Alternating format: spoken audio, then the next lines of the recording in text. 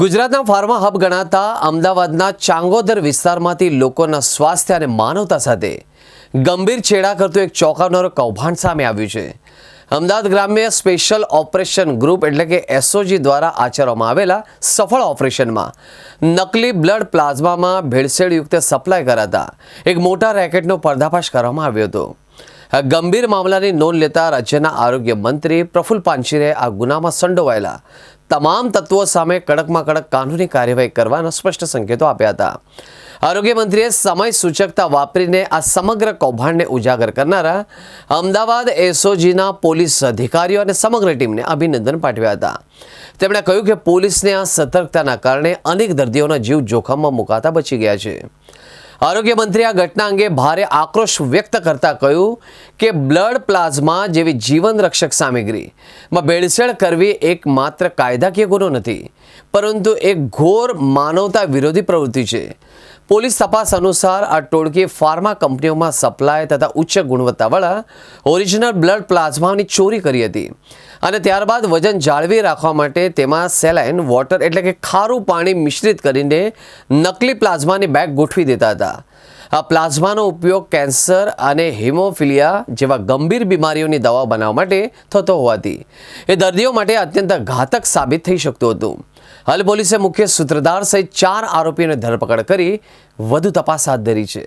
અમદાવાદમાં પ્લાઝમા ભેળસેળ માટે જે પોલીસ કાર્યવાહી કરી રહી છે, પોલીસને ખૂબ ખૂબ અભિનંદન આપીએ છીએ। કારણ કે 1 મહિના પહેલાં અંદાજે જ્યારે અમદાવાદ એસઓજીને બાતમી મળે છે કે અહીંયા કોઈ શંકાસ્પદ પ્લાઝમા કે બ્લડનું વેપાર થઈ રહ્યો એવું એમને જાણવા મળે છે અને તુરંત જ એમને અમારા ડ્રગ્સ વિભાગના અને central government of India central government દ્વારા બ્લડ બેંક વગેરેની મંજૂરી અને એમના અંડરમાં આવે છે તો એ અધિકારીને પણ બોલાવ્યા હતા।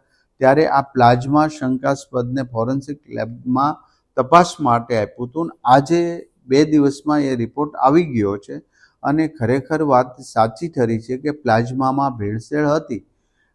ભારતમાં કદાચ આ પહેલો એવો કિસ્સો હશે કે પ્લાઝમાની અંદર પણ આ નરાધમો ત્યાં સુધી પહોંચી ગયા અને ભેળસેળ કરે। ગવર્મેન્ટના હેલ્થ વિભાગના ઇતિહાસમાં ક્યારે આવો કેસ અને આવું વિચારી સુદ્ધા પણ અમારા અધિકારીઓ ક્યારે વિચાર્યું પણ ન હતું એવું કૃત્ય આ રાક્ષસ જાતિના લોકોએ કર્યું છે। ખરેખર આ પ્લાઝમાની 10 બેગ હોય તો એની 20 બેગ બનાવવાનું એક ડબલ બનાવે અને એમાં પાણી ભેળવી દે। આ પ્લાઝમા જે તે ફાર્મા કંપની અધર સ્ટેટમાં આપતા હતા ત્યારે એની ગુણવત્તા ખૂબ નબળી હોવાના કારણે આ સમગ્ર કૌભાંડ બહાર આવ્યું છે।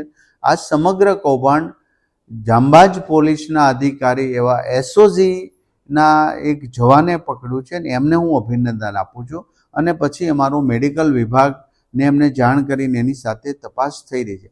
આજે આ તપાસ થઈ રહી છે, ક્યાંથી લાવ્યા, કેટલી લેબમાં મોકલ્યું હતું, કેટલી ફાર્મા કંપનીમાં મોકલ્યું હતું, કઈ બેંકમાંથી પ્લાઝમા લાવતા હતા, આ બધી જ તપાસ થશે। અને આજે પણ મેં ડ્રગ્સ વિભાગની અંદર સૂચના આપી છે જેટલી બ્લડ બેંકો ચાલે છે આ બધી જ બેંકો લગભગ સેવાભાવી અને જે તે શહેરના યુવાનો, ટાઉન પ્લેસના યુવાનો સેવાના હેતુસર ચલાવતા હોય છે, પરંતુ તો પણ એમાં ચેક કરીને આ કામગીરી મેં સૂચના આપી છે ને 1 અઠવાડિયામાં બધી જ બેંકોની તપાસ થશે। પરંતુ આ જે બદમાશો જે પ્લાઝમામાં ભેળસેળ કરતા હતા એણે કોઈ પણ પ્રકારની સેન્ટ્રલ ગવર્મેન્ટની કે ગુજરાત ગવર્મેન્ટની એક પણ એની પાસે લાઇસન્સ ન હતું તો એમ જ ચલાવતા હતા, જેથી કરીને આપણી નજરમાં આ બેંક હતી નહીં। પરંતુ આ નવા કિસ્સો આવ્યો છે, નવું કૌભાંડ આવ્યું છે, આજ સુધી કોઈ વિચાર્યું નહોતું એવી જગ્યાએ પણ આ રાક્ષસો પહોંચ્યા છે। એને છોડવામાં આવશે નહીં, એની કાર્યવાહી શરૂ થઈ રહી છે, આપણે જાગૃત કર્યા છે અને આ એક કહેવાય ને કે શોક કરનારો કિસ્સો છે। છતાં અમારું આરોગ્ય વિભાગ બહુ ગંભીરતાથી કામગીરી લઈ રહી છે અને પોલીસ પણ કામગીરી લઈ રહી છે।